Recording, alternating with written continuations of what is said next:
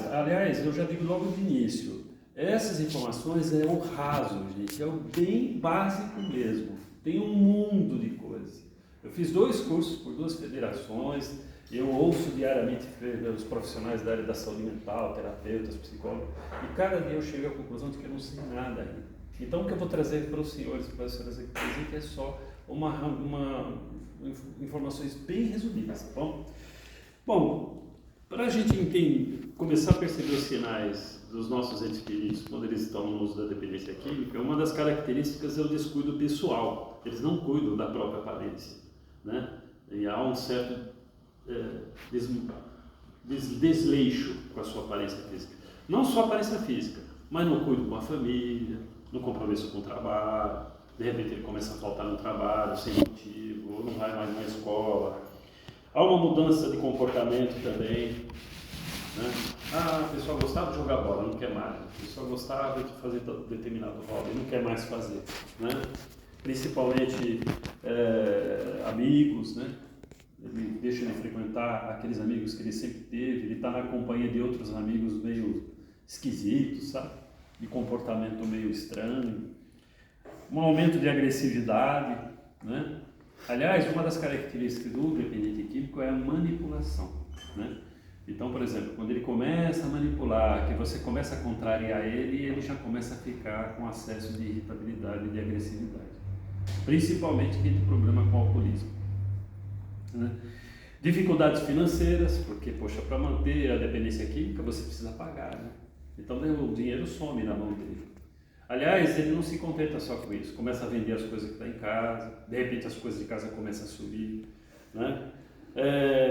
Os sintomas de abstinência começam a ficar mais evidentes, né? O clássico é do alcoolismo, que a pessoa começa a ficar tremendo, né?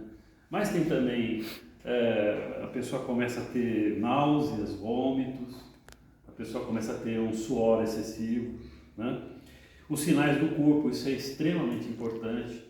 Então, por exemplo, a pessoa tem um jovem, um adolescente em casa, aí ele sai e chega com o olho vermelho e com muita fome, porque a maconha tem essa característica, né? O olho vermelho e muita fome, que é chamada larica, né, que eles falam. Mas tem outros sinais, por exemplo, também. A pessoa quando de repente o jovem está com muita coriza, sabe? Fica, o que você tem? Eu acho que é uma rinite, mas uma rinite que nunca passa. Então, às vezes ele pode estar cheirando cocaína, que dá essa coriza. Ou então ele quando começa a emagrecer demais, pode estar usando crack. Ou ele está muito agitado, né? Emagrecendo muito, é o crack. Então, às vezes o corpo fala também, né? Antigamente tinha drogas injetáveis, né? Então, como eles não têm a prática de um profissional da técnica da enfermagem, eles não sabem achar a veia. E aí estoura a veia, aí começa a aparecer aqueles hematomas. Mas que é esses hematomas? Eu bati, é uma pancada. Não, ele errava a veia e ficava aquele... Hoje, mas quase não tem mais droga injetada, porque a cocaína agora está sendo mais usada da forma de pedra, do crack ou cheirada, né? Inalada. Mas a cocaína líquida, até por conta da disseminação da AIDS, de compartilhamento de agulha, praticamente não existe tanto assim, né?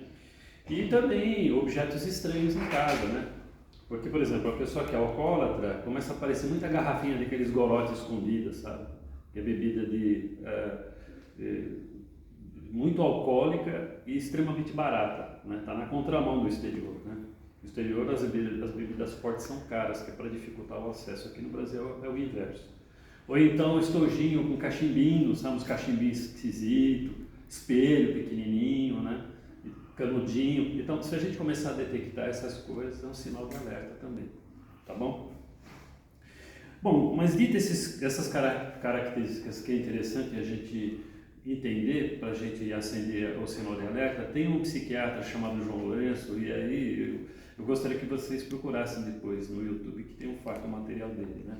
Ele é um psiquiatra espírita e ele é especialista na área de dependência química. Ele chegou a se internar, mesmo não sendo dependente químico, para entender como funciona a cabeça do dependente químico. Então, ele tem um material muito interessante. E uma das abordagens que ele fala que o dependente químico passa por 3 fases. Isso que eu vou falar, vocês abram aspas, tá? Que é ele falando, tá bom? Ele fala que o dependente químico ele passa para a fase do macaco, né, do leão e do porco. eu achei muito interessante ele fazer essa analogia para a gente entender essas fases.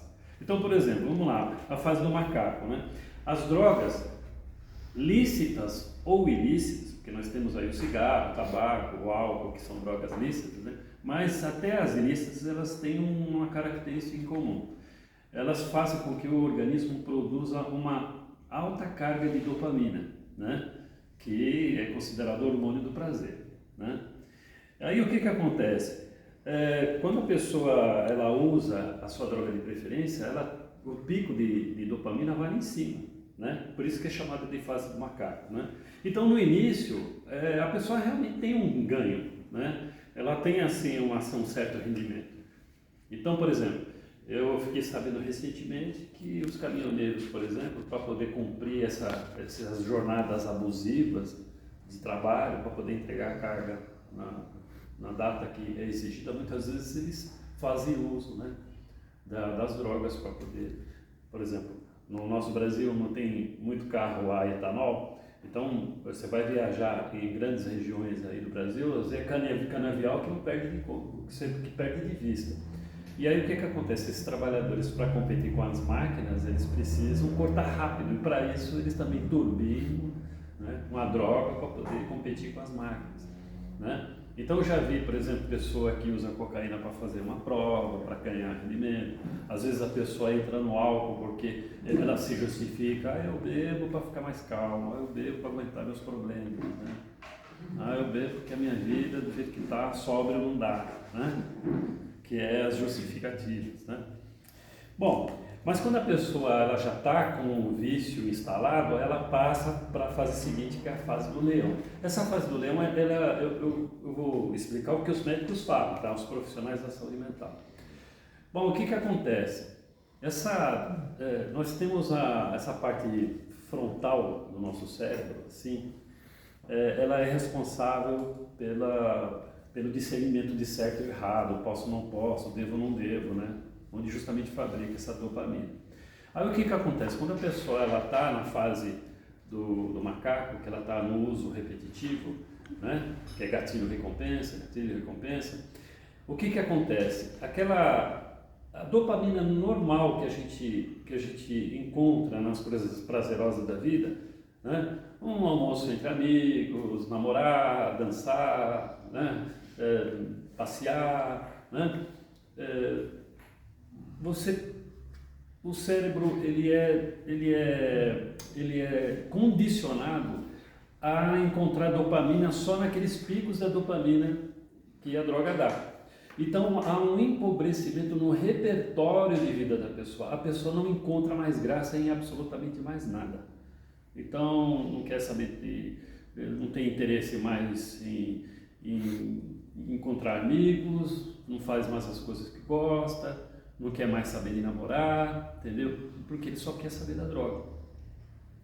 E lembra que eu falei para vocês que vai lesando essa parte frontal, né?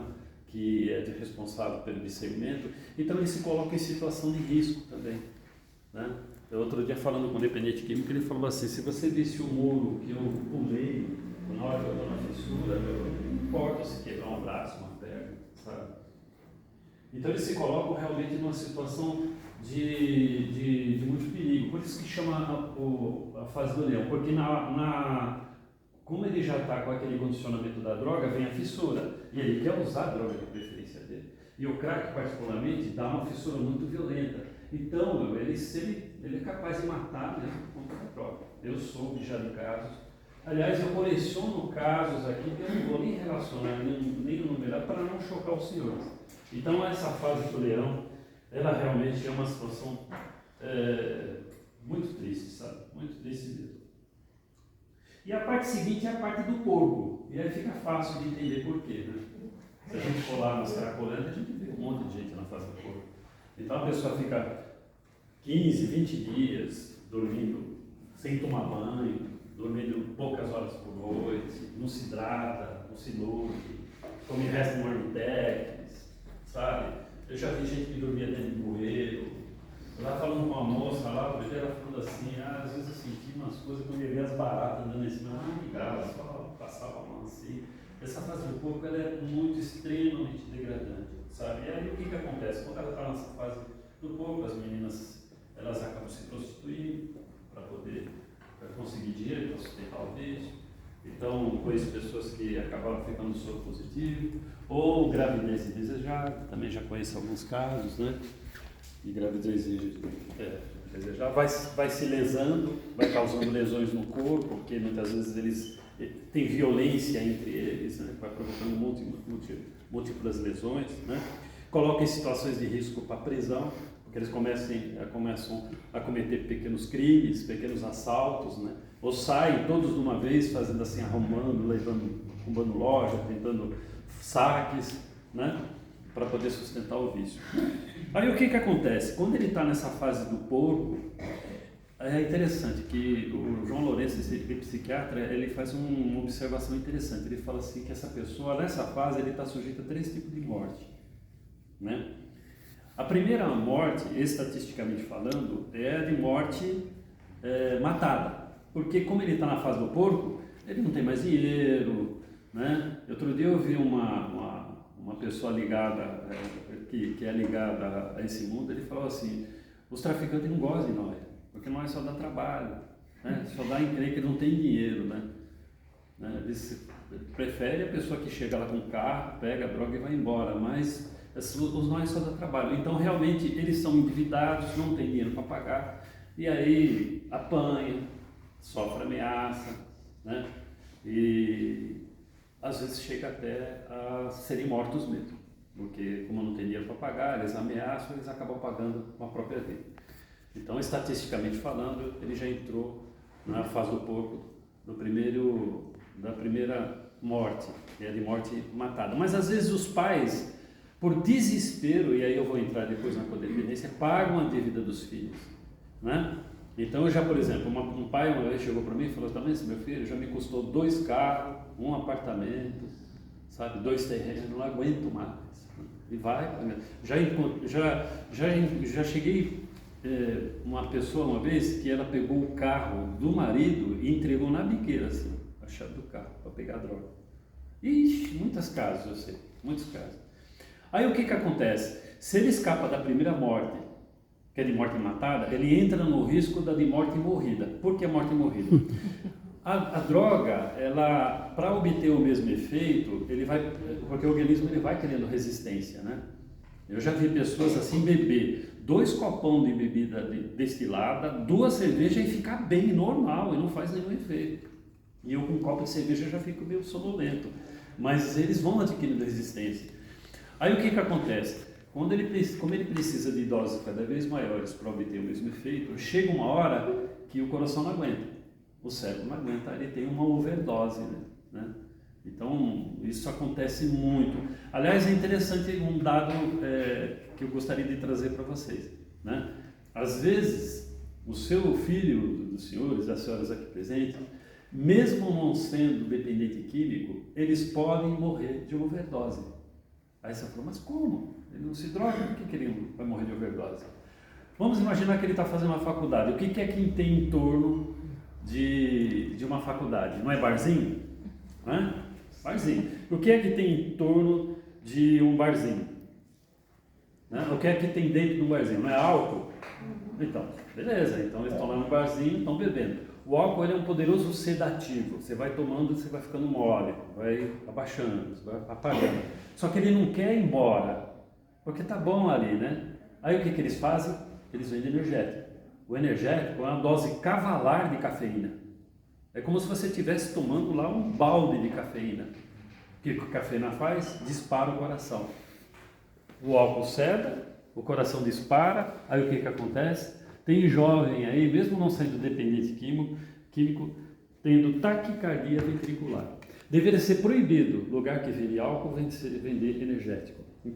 É curioso esse dado, né? Muito interessante, não é verdade? Aí o que acontece? Como eu disse para vocês, às vezes os pais, eles acabam pagando a dívida dos filhos. Aí se o filho ele escapa da primeira morte, estatisticamente falando, que é de morte matada, ele escapa da segunda morte, estatisticamente falando, que é de morte morrida, da terceira morte ele não escapa, que é o morto vivo. E aí não precisa nem falar, né? Eu vi cenas chocantes lá, um cara andando, pessoas andando nu, mulheres andando nu, deitadas, outra discutindo com a placa de contramão lá. É difícil, é uma situação muito degradante, tá bom? Bom, agora eu vou falar dos codependentes, porque quando um pai, por exemplo, chega para mim, né, como terapeuta, eu queria falar com o senhor, porque não aguento mais meu filho, ele está causando, porque o marido, porque não sei o que e tal, aí eu vou falando, ele vai falando, porque eu faço tudo para ele, ele me ajuda e tal. Então, a senhora também está doente. Eu doente? Mas como? Ele que faz inferno na minha vida, eu estou doente? Sim, a senhora é codependente. A senhora, sem saber, a senhora é facilitadora, a senhora não impõe limites. Entendeu? A senhora deixou a sua vida de lado. Aí o lado B do problema da dependência química é o codependente. Entendeu? Lidar com os familiares eu tenho dificuldade, eu poderia relacionar e enumerar para vocês. Ontem, por exemplo, eu tive uma reunião com uma família que durou umas 3 horas, extremamente tensa, de acusação, porque o dependente químico não queria ficar no centro terapêutico, os filhos relacionando e enumerando tudo que a pessoa fez, que não acreditam. Falou que aquilo é montagem, que ele não fez nada daquilo lá, não. Entendeu? Depois eu vou explicar por que ele fala isso.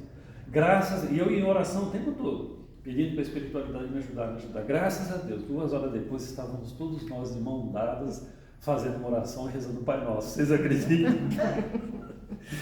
Quando eu saí de lá, que eu falei para a coordenadora, eu falei, como é que foi a reunião? Eu falei assim, terminando a minha oração. Não acredito. Eu falei assim, mas não sou eu não, eu fui apenas instrumento. Pedi socorro para tudo quando é mentor aí, eles me socorreram, né? Aí o que acontece? Quais são as características do codependente? Eu vou relacionar algumas aqui, tem um monte de coisa, tá, gente? Só que é o seguinte, quando eu falar isso aqui, talvez a gente até se sinta um pouco culpado, porque fala, pô, mas isso é um comportamento tão natural e assim, mas não se sinta culpa. Isso aqui é uma característica comum, entendeu? Então, como todo mundo tem algum problema na área de dependência química, algum familiar, conhecido, vizinho, sei lá, todo mundo tem. Talvez a gente se identifique com esses comportamentos. Quais são eles? Uma extrema dedicação em cuidar do adicto. Querer salvar a todo custo. Não, deixa que eu vou cuidar dele. Eu vou cuidar dele. Ele não precisa de internação. Não. Pronto, é um comportamento de um codependente. Entendeu? Ele não quer ajuda. Aliás, um pai me confrontou lá, quando eu fui falar numa reunião assim, todo mundo, gente, não queiram resolver o problema sozinho, peçam ajuda. Eu discordo, senhor, ninguém quer saber da gente, só o pai e a mãe que está à frente. Ele entendeu, né? Que ele precisa de ajuda de pessoas, de profissionais que sejam capacitadas no manejo do dependente químico, né? Baixa autoestima, né? Uma ansiedade e uma depressão constante. Meu Deus, onde é que ele está? Que não chegou ainda? Será que ele foi na padaria mesmo? Será que ele já está parado em algum bar? Será que foi parar numa biqueira? Sabe? Né? Então, ou seja, a sua rotina está sempre mudando em função do seu familiar, que nunca está presente, né? Fica agindo como um vigilante, né? Querendo encontrar o comportamento dele, ele chega, você está cheirando a roupa dele, olhando os dedos, fuçando nas coisas, ou seja, você virou uma compulsão. Você está fiscalizando, tratando ele, né? E um sentimento de incapacidade de impor limites, né? É realmente muito, muito complicado. A pessoa não consegue dizer não vai, não deixo, não quero, não dá. Eu conheço pais, por exemplo, que falam assim, não, eu vou na biqueira pegar droga para o meu filho, que pelo menos ele não corre risco. Então prefiro que ele use em casa, olha só. Entendeu? É um absurdo isso, né? Mas eu já soube de um caso que a pessoa fala assim, não, se você se internar eu te dou uma moto. Tá bom. Ficou um tempo lá na clínica só de corpo presente, para quando sai pegar a moto e depois entregar na biqueira a troco de droga. Entendeu? Paulinho, deixa eu só te perguntar uma coisa. Você falou da preocupação aí dos pais, não chegou, será que está aqui? Então, como que seria o correto, então? O correto é o seguinte, o correto é você chegar para ele e ser assertiva. Isso é difícil para uma mãe. Mãe fala assim, eu te amo, mas eu não concordo com o que você está fazendo. Então, se você quer se prejudicar, se prejudique sozinho. mas você não vai me levar junto, não vai levar minha família. Uma mãe ligou para mim chorando. Meu filho está lá debaixo do viaduto, falando pelo amor de Deus, se você não me dá dinheiro para comprar droga, você vai me achar com a boca cheia de formiga. E eu falei, o que eu faço, Lima? Eu falei assim, isso é manipulação. Ele sabe que você é mãe. Você fala para ele, você já é adulto. Se você está vivendo as suas escolhas, se você quer ajuda, eu estou aqui para te ajudar. Mas se você quiser se afundar, se afunde sozinho. É difícil, mas você tem que falar. Entendeu? Você tem que falar. E só frequentando grupos de apoio, que eu vou falar mais na frente, que você vai ser preparada para ter uma postura dessa e fazer parte da solução e não do problema. Mas permitir que ele volte para casa. Mesmo arrastando... Vou entrar nessa... tá bom. Mais na frente vou entrar nisso aí. Tá bom. Tá bom? Como nós temos aí um tempo regulamentar, eu tentei seguir um cronograma. Aí nesses cuidados, nessas informações que é o que você está interessado, eu vou chegar um pouquinho mais adiante. Beleza? Bom, então o que acontece? Quais são as consequências a longo prazo da dependência química? Porque você viu, né? Vamos legalizar, vocês já ouviram isso, né? Vamos legalizar para acabar com o problema, porque aí isso aí é ilusão. Eles não conhecem o problema da dependência química, senão eles não falavam uma bobagem dessa. Então eu não vou falar nem as repercussões a curto prazo, vou falar a longo prazo, tá bom? Do que acontece com o álcool, por exemplo, né? Hepatite, cirrose, gastrite, doenças psiquiátricas, a pessoa fica cabeção mesmo, né? A maconha, né? Maconha, não pega nada, não é isso? A droga está sendo liberada, é efeito recreativo. Não, ele causa transtornos mentais e psiquiátricos e o jovem ele é um sério candidato a sofrer de esquizofrenia e transtorno da bipolaridade. Eu conheço jovens assim, sofrendo desse transtorno. Ontem eu conversei com uma moça que está internada no hospital psiquiátrico justamente por causa de maconha, sabe? Transtorno bipolar.